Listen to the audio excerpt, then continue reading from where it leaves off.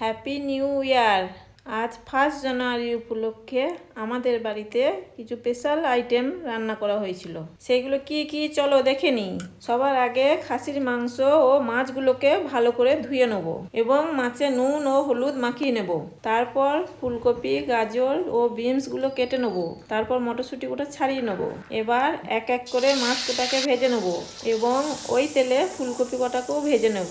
এবার ওই তেলের ওপরে পেঁয়াজগুলোকে দিয়ে দেবো। পেঁয়াজটা ভাজা হয়ে গেলে তার উপরে দিয়ে দেবো আদা রসুন বাটা। আদা রসুনটা একটু নাড়াচাড়া করে নিয়ে দিয়ে দেবো আলু।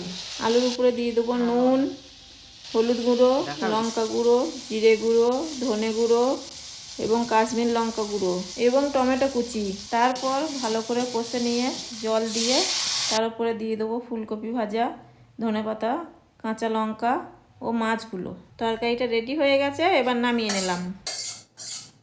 আবার কড়াইয়ে তেল দিয়ে দেবো তেজপাতা, শুকনো লঙ্কা, ছোটো এলাচ, লবঙ্গ, দারচিনি ও গোটা জিরে। তারপরে পেঁয়াজগুলো দিয়ে ভালো করে ভেজে নেবো এবং দিয়ে দেবো রসুন বাটা, আদা বাটা, হলুদ গুঁড়ো, লঙ্কা গুঁড়ো, জিরে গুঁড়ো, ধনে গুঁড়ো, কাশ্মীর লঙ্কা ও একটু অল্প জল দিয়ে ভালো করে মশলাটাকে কষে নেবো।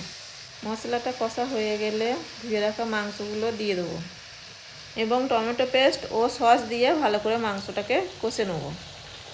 কষানো হয়ে গেলে তাতে পরিমাণ মতো জল দিয়ে ধনেপাতা কুচি, কাঁচা লঙ্কা দিয়ে প্রেসার কুকারে ভরে দেবো এবং 4 থেকে 5টা সিটি দিয়ে দেবো। ব্যাস, হয়ে গেছে মাটন কষা রেডি। এবার কড়াইয়ে তেল দিয়ে গাজর, বিনস, মটরশুঁটিগুলোকে ভেজে নেব।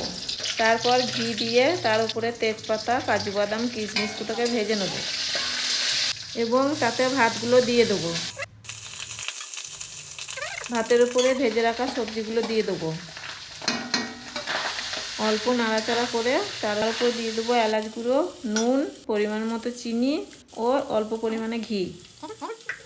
তারপরে ভালো করে নাড়াচাড়া করে নিলেই হয়ে গেল রেডি। এবার পরিবেশনের পালা।